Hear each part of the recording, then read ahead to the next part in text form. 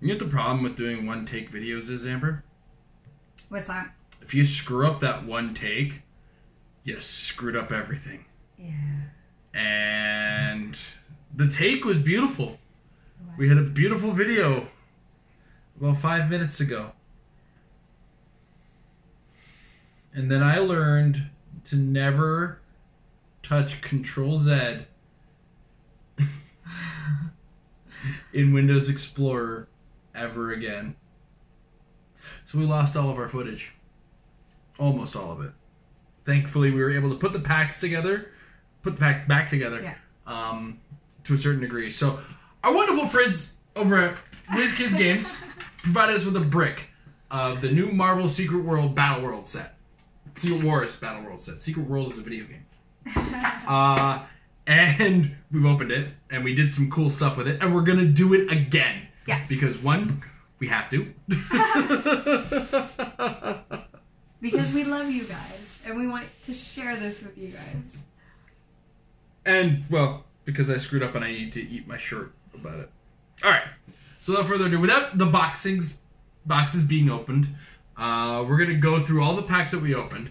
And what we're also going to do as an extra treat on top of that is that we've got Worlds around the corner, and that's occurring at PAX Unplugged between the dates of November 3rd and December 2nd.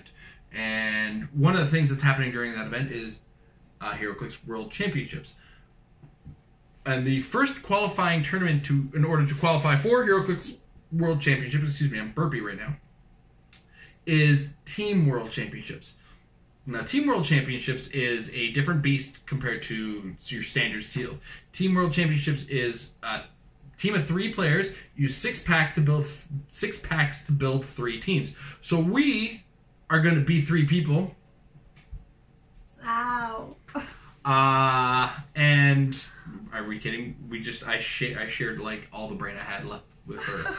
And we're going to build 3 teams for a team of 3 with what we had. And we're going to share how we kind of came across that conclusion. After we're done that, we're going to take the last 4 packs and...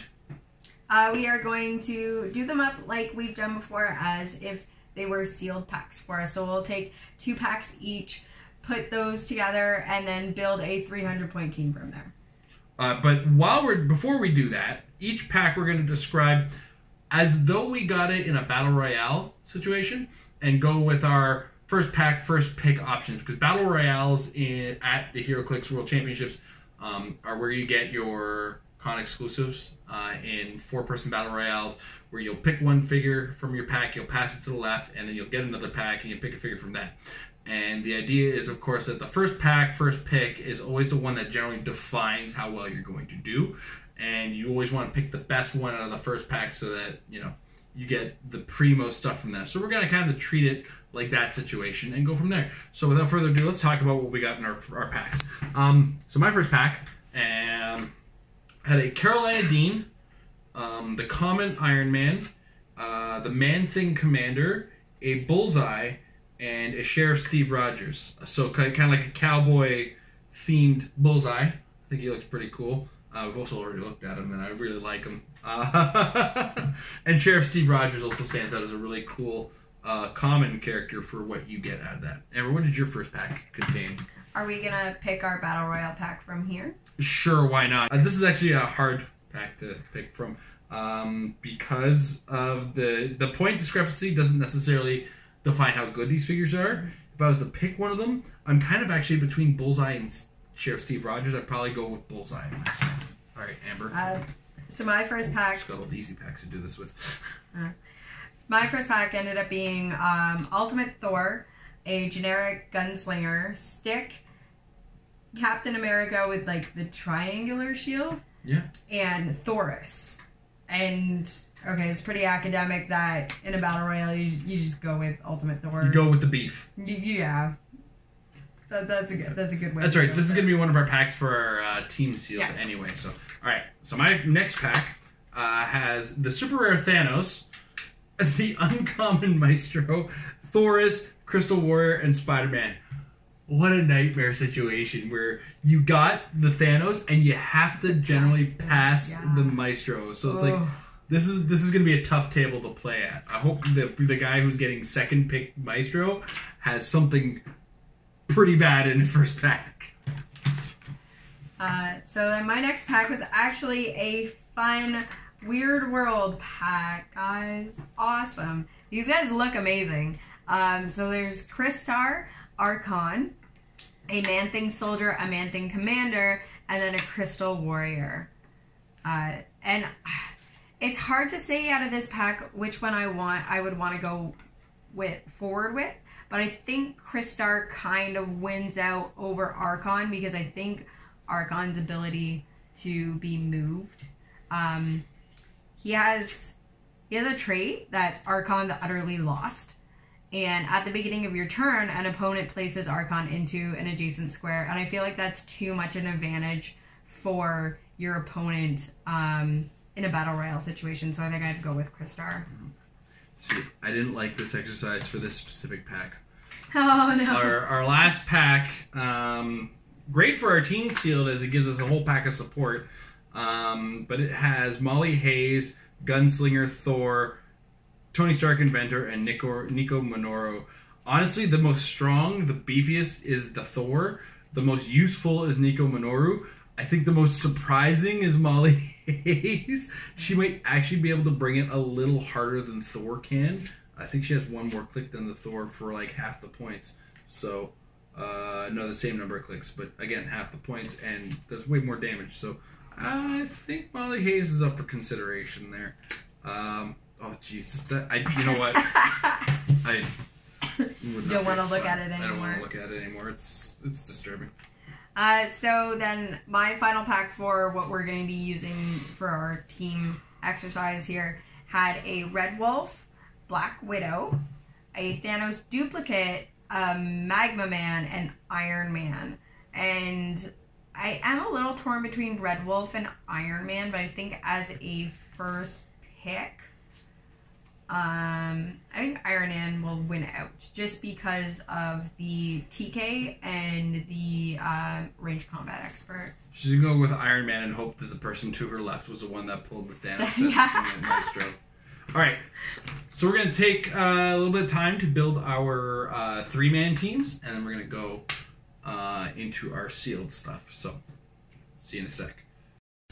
All right, so this is gonna be there's gonna be a little bit more motion in this one as we go. So bear with us for a little bit. So we did come up with several teams, but one of the things about this format that is worth noting, this is the teams, this is the leftovers. Like, this is a format where you can safely build multiple teams with more. It's sealed with synergy, I think is the best way to put it. Where usually when you get 2 packs of sealed Heroclix, you're kind of going with what you get. Whereas this, certain decisions were made that might be questionable in your standard sealed, but were less questionable in this. Like, for instance, the Maestro, 175-point figure, didn't make the cut. He's strong, he's dense, really tough to take down. But I don't think we came up with any particularly synergistic teams. If I was to readdress it, there might be some adjustments to our Thor team that could possibly be replaced with the Maestro instead, or possibly the Weird World team. I don't know. It would depend on who the third is, because we're talking 3 teams with 2 brains for 3 people. A lot of things just don't work out for that. So I'm going to start with the team that was kind of obvious when you actually think about it, and it was this team, Amber, Weird World. Why is this? Okay. So let me just grab my Weird World cards here for our guys. Now I did mention while we were talking about our Battle Royale stuff, the difference between Archon and Crystar.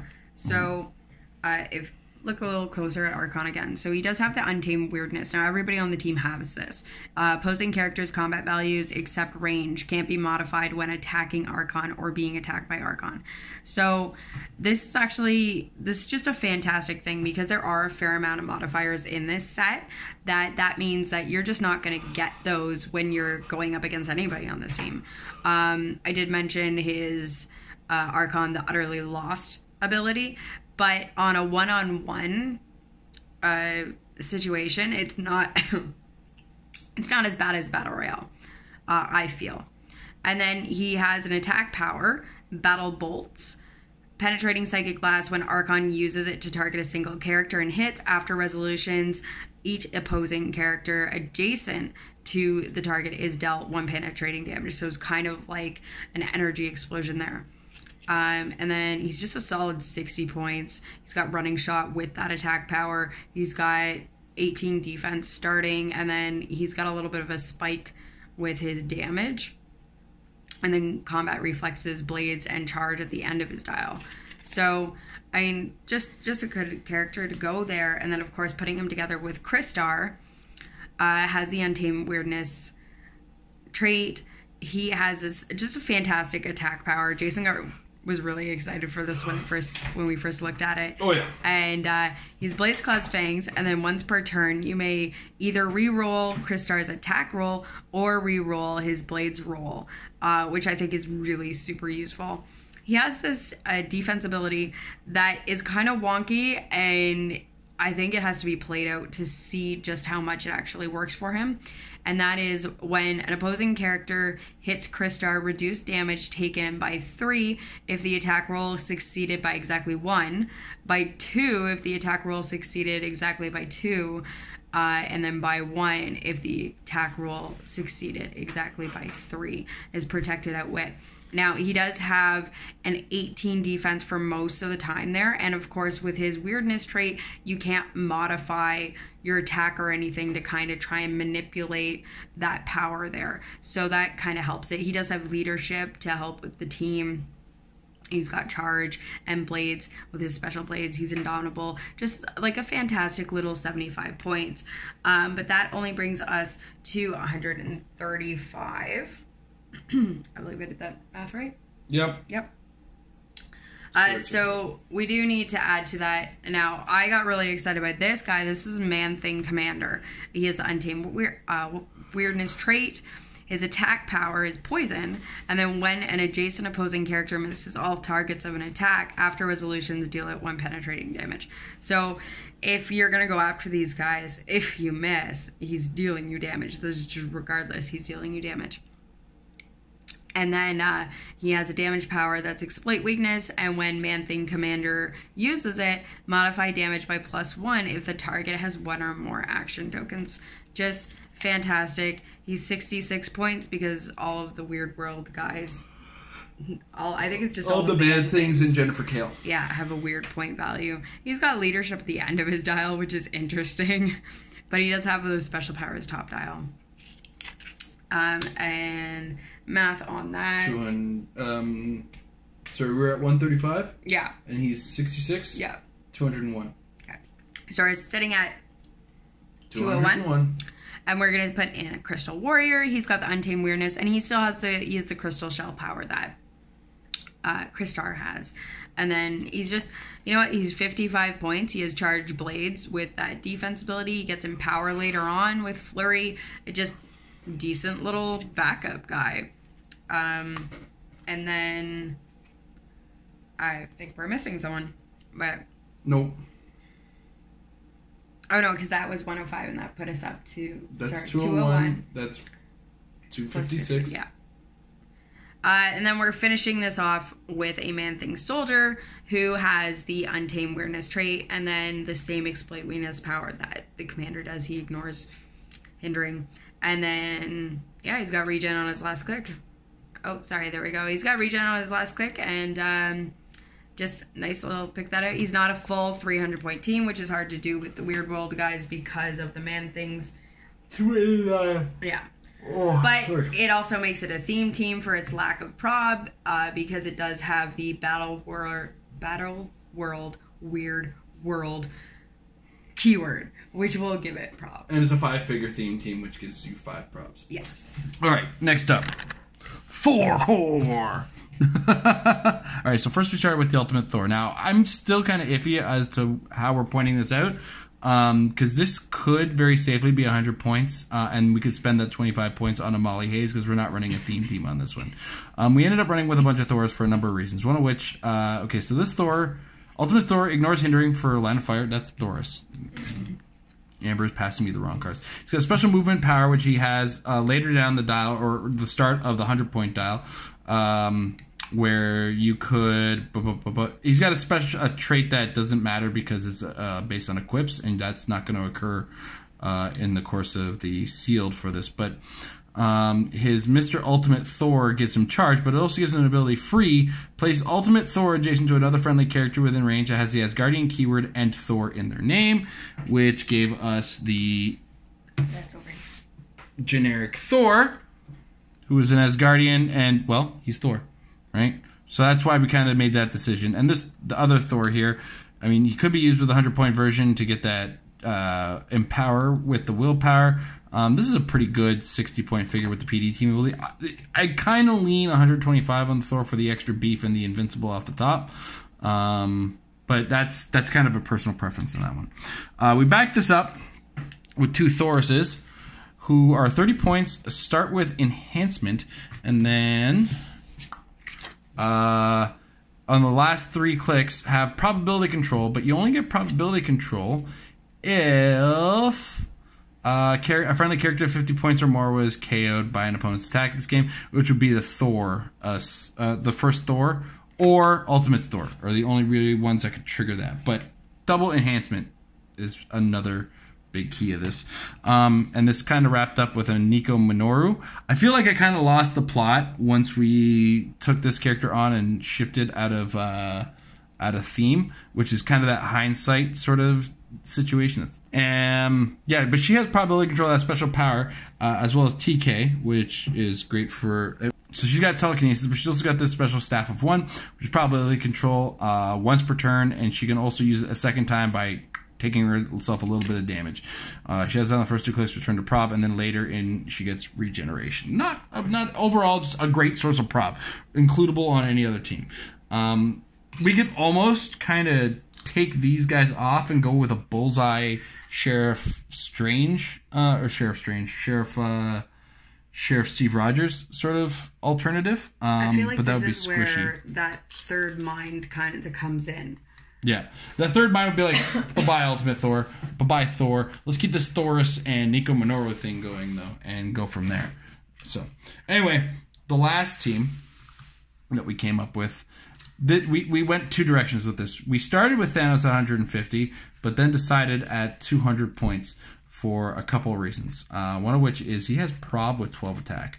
We were going to run this guy alongside a gunslinger, a inventor Tony Stark, and the 2 figures that we're running him with, but then decided if we go on the peak dial and then run with 3 sources of probability control, try missing. Mm-hmm. I can, but with 12 attack, it's harder to do. And there's a couple other reasons. So we got the Thanos duplicate at 50 points. We're going to play with one of them. And it has probability control as a special power, but only for adjacent opposing characters. Not great, but you can keep this guy going, push him to get to those last 2 clicks if you so chose, ignoring the Indomitable, and just become better at probability control. But here we go. It's Red Wolf.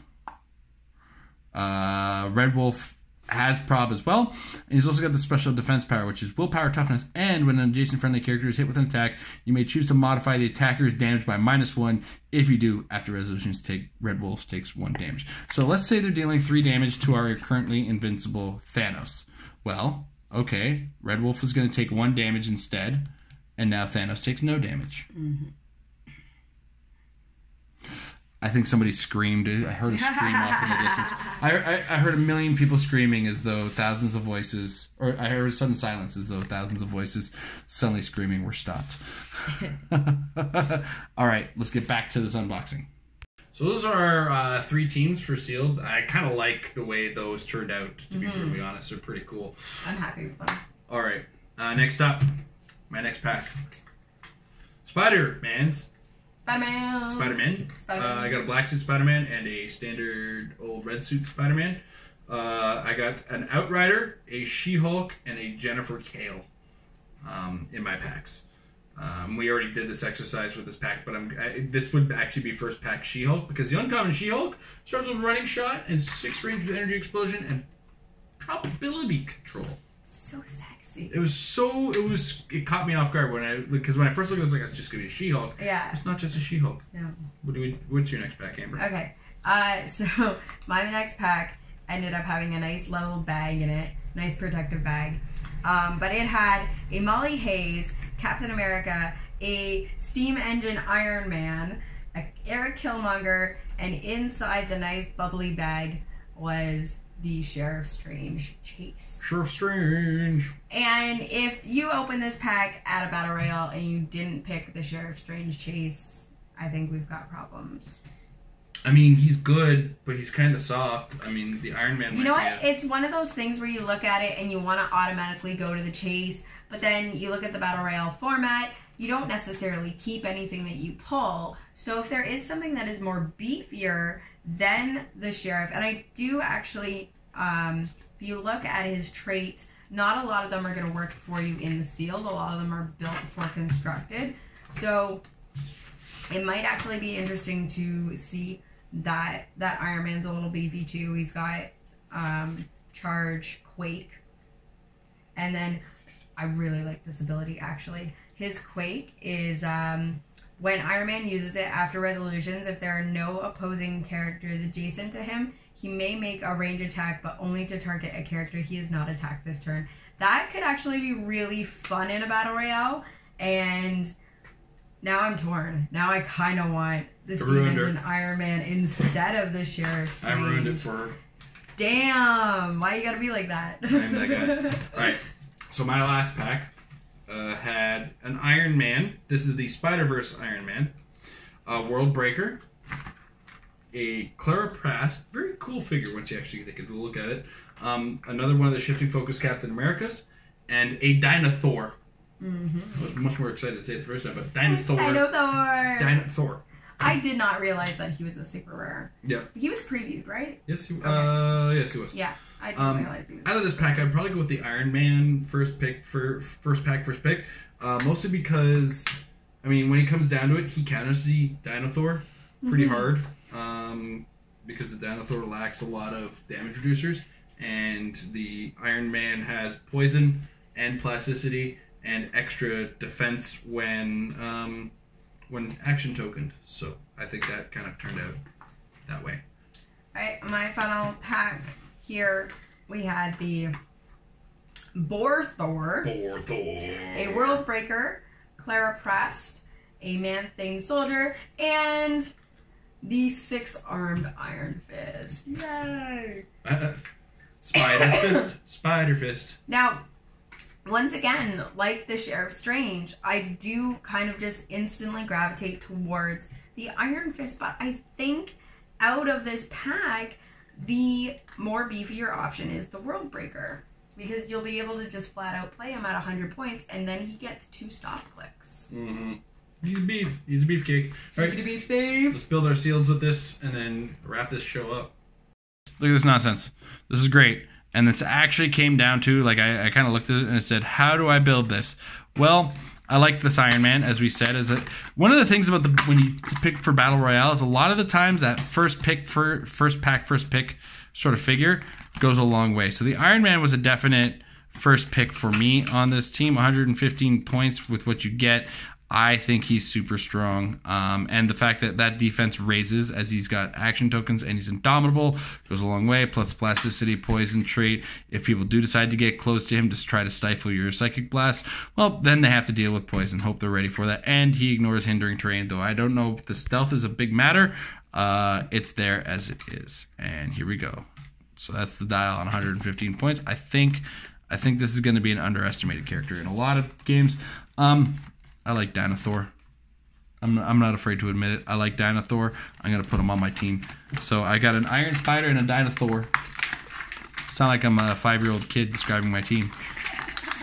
It's like this sounds like the writer of Axe Cop is currently making my team.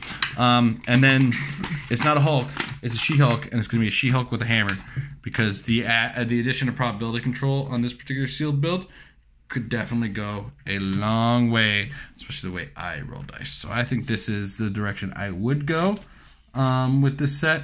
Though there's arguments to be made for this Captain America with his stat line. This World Breaker is really good as it is as well. And the Spider-Man, I want to like the Spider-Man more, but the fact that he's like useless for 2 turns kind of just takes him away from me. So yeah, this is what I would build if I was building a sealed team. All right, so with these 2 packs, for me, like, and I was saying this with the Battle Royale picks, like, I instantly gravitated towards the Iron Fist and the Sheriff Doctor Strange. Now, the Iron Fist is 75 points. He's just a great little piece, if I can get his card out. He does have plasticity poison, and then he has attack movement power that's charge flurry. When Iron Fist hits with a close attack after the attack resolves, he may immediately use sidestep at no cost, which is awesome. His defense ability here is combat reflexes and super senses, and then he also has a damage power that's close combat. When Iron Fist uses it and hits after resolutions, modify a character's combat values -1 until your next turn, and that is all combat values, which is just, it's great.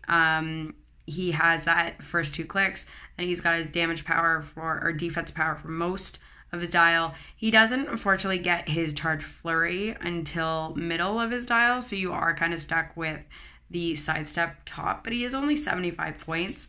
So I really like the way he just kind of works. Now, looking at the Sheriff Strange, a lot of his abilities, and I believe Scott pulled one as well, a lot of his abilities are actually based around constructed. So he does have the Baron of Battleworld, which is leadership perplex, and then when he uses perplex to target another character, you may instead modify a combat value except damage +2 if the target shares Battleworld keyword, or -2 if it has a different Battleworld keyword. And one of the other characters I'm going to be putting on my team does have that, so I do like getting that +2. But then his the walls of the Battleworld must remain inviolate. Doesn't really do anything for me in this format. Because its opposing characters must use a double power action instead of a power action to activate ID cards. We're not going to be using ID cards in sealed. And then his attack power, there is only one will that rules here, penetrating psychic blast. When Sheriff Strange uses it after resolutions, hit characters can't use or become equipped by equipment until your next turn. Now, I mean, you can always use the penetrating psychic blast, so it's not completely useless. And then you just have a stop click, and then when this click is first revealed, if you paid 100 points for Sheriff Strange, after resolutions, you may place all other friendly characters within range in 2 squares within 3 squares of the square they currently occupy. So you kind of just scatter your team. It's nice because that's a place, so you do kind of like get to move them away if they are adjacent to opposing characters. That is obviously his last click. If you do play him at 100, he's going to have that Psychic Blast top dial with some prob, 4 damage. He only has energy shield though, so he is a little squishy for 100 points. And then on top of that, I wanted to add the World Breaker. I am so in love with this Hulk. And it's not like actual Hulk. He is just a World Breaker, a Hulk that existed in Greenland because everybody there were Hulks. His attack power is Quake, Super Strength. When World Breaker uses Quake, after resolutions generate a standard light object. So he's kind of just always doing extra damage. And then he does have a stop click, Invincible. Now that stop click actually shows up twice in his dial. So if you pay the 100 points, you have to get through not only like 2 clicks of Invincible, but then a stop click, and then 2 clicks of Invincible, and then a stop click. So like this guy on sealed, easy 100 points in sealed. It's just great. He's got that top dial charge. He does get sidestep later on, but like top dial charge is just great with that quake power. And then to finish it off, I have 25 points, and I'm gonna put some Molly Hayes on there because we haven't seen a better 25 points in this set. And that is because Molly Hayes has her runaway trait on the run, stealth, sidestep, but only if opposing character is within 4 squares. And then just a little nap, Molly Hayes can't be given a costed action if she has an action token, so you can't push her. And then her attack power is super strength, and she moves through blocking. So it can help you get through some maps. Now, the great thing about her, as we've touched on, is just the length of this dial for 25 points. With toughness, 18 defense, 4 damage. She's not moving very fast. She doesn't have a move and attack or anything, but that's a beefy 25 points that people have to get through to get those 25 points. Now, alternatively, now that I look at it, I may want to drop Sheriff Strange for like the IronMan that I talked about earlier, who not only just looks incredible, but he's got some pretty good powers to him as well. I did touch on his quake power, but he does have the showdown trait, which when Iron Man makes an attack and hits all targets, after resolutions, roll a d6, 5 to 6, remove an action token from Iron Man. And then again, his attack power there is the quake, and then if he's no longer adjacent to anybody, he can make a range attack. He's 80 points. He starts with Invincible. He has that attack power his entire dial. He does 4 damage. He gets Outwit and Perplex in the middle of his dial. Unfortunately, he only has charge on like the beginning and his end of his dial. But I feel like I'd almost get more use out of him. He'd stick around a little bit longer with those damage reducers than the Sheriff Strange. So I'm torn on that, but I think I'll go with my initial idea of having Sheriff Strange because he can do the +2 to the World Breaker and kind of use that as a support towards the World Breaker Hulk. Well, that was our brick of Battleworld from our friends over at Wizkids Games. Special thanks to them. We do appreciate all the support that they offer us in these bricks and allow us to help you guys better understand what you do in this kind of sealed environment. We apologize for the fact that we didn't get to witness us opening the boxes. Yeah. Just as a heads up, Scott Porter's beautiful not taped boxes are not everybody's. Amber did have to fight with some tape, so we didn't have to watch that. Yes, at least you guys didn't have to see me struggle. But this is really cool. So the sealed kind of caught me off guard with how potent it is. But there's a lot of characters I wasn't expecting. There is a little bit of volatility to it because not every pack has like a bomb in it, as we saw with that one like super support pack. Yeah. Not everything is going to beef out at you. You might have a little work ahead of you if you get 2 of the not so beefy packs. So it's a little bit of a volatile sealed environment, but I think the team sealed looks like it's very stable and is going to be really great to play in for the Team World Championship. So we look forward to seeing you guys there at PAX Unplugged. And once again, want to thank our friends at WizKids for providing us with this brick. Amber, see us out. Bye.